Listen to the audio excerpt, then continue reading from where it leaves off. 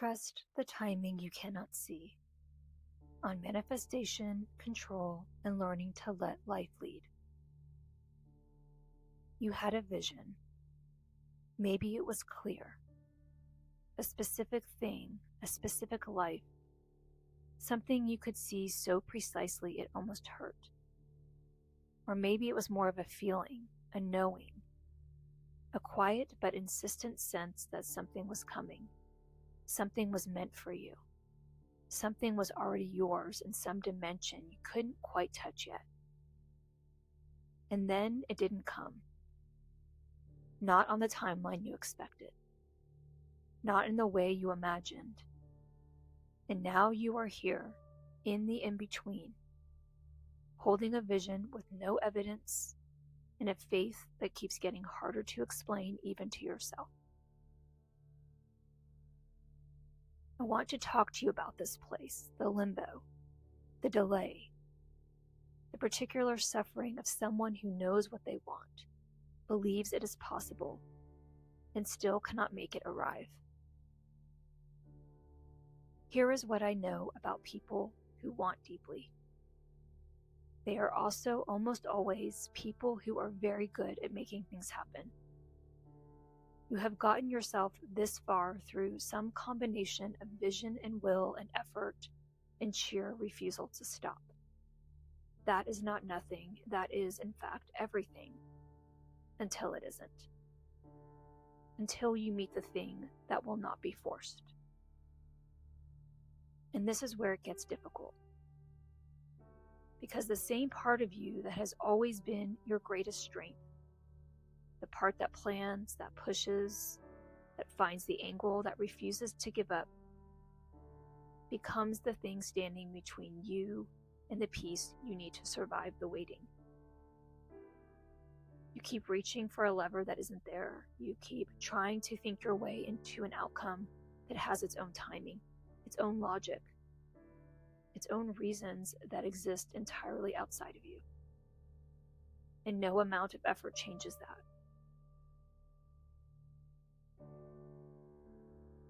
What no one tells you about manifestation is that the hardest part isn't the believing. It's surrendering the when. It's being willing to hold the vision clearly, lovingly, without desperation, while simultaneously releasing any grip on how and when it arrives. It's trusting that what is meant for you is already in motion, already being arranged, already on its way, through a route you cannot see from where you are standing right now. The delay is not a denial. I want you to really hear that. The silence is not a no. It is simply a part of the story you haven't been given to read yet. And the fact that you can't see the outcome from inside this moment does not mean the outcome isn't coming. It means you are still inside the becoming. Think about a seed in winter ground.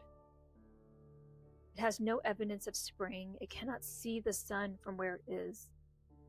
It does not know what it is becoming. Only that something in its nature says, keep going, keep opening. Trust the direction you were made to grow. The tree was always inside the seed. The spring was always coming.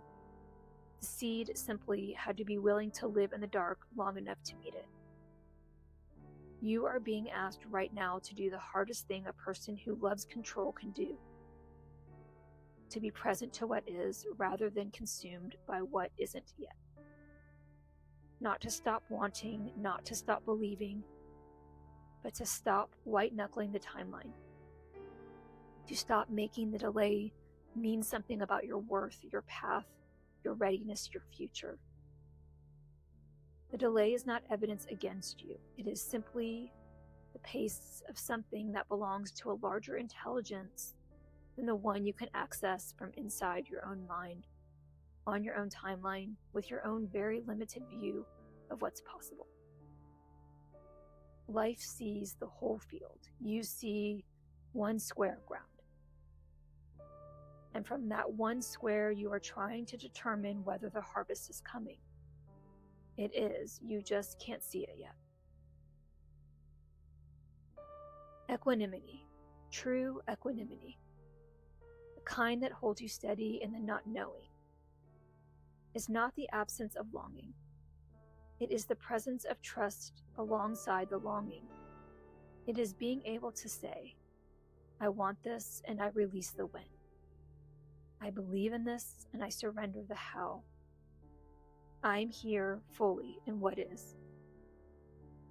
And I trust that what is not yet will arrive exactly when it is supposed to. So what does that actually look like in practice on a Tuesday when the waiting feels unbearable?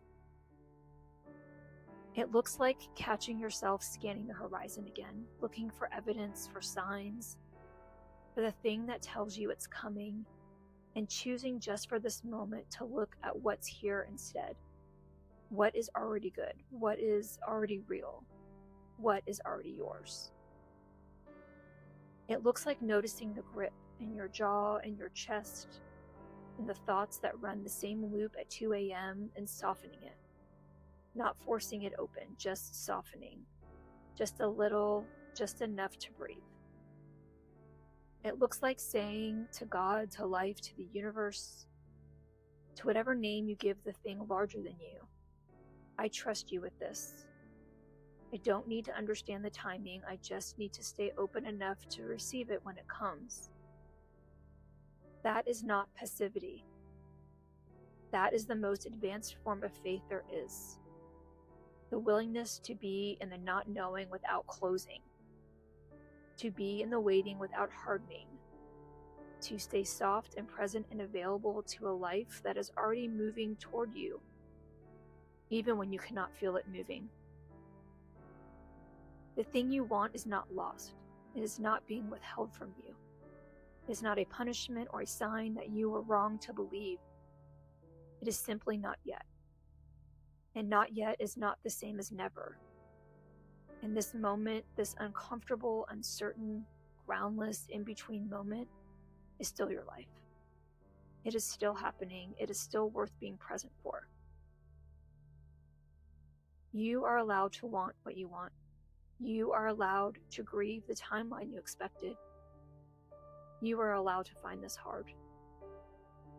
And you are also allowed to put down the blueprint, to stop carrying the weight of an outcome that was never yours to carry, to let something larger than you hold the win while you tend to the only thing that was ever actually in your hands, the quality of your presence right now in the life that is already here.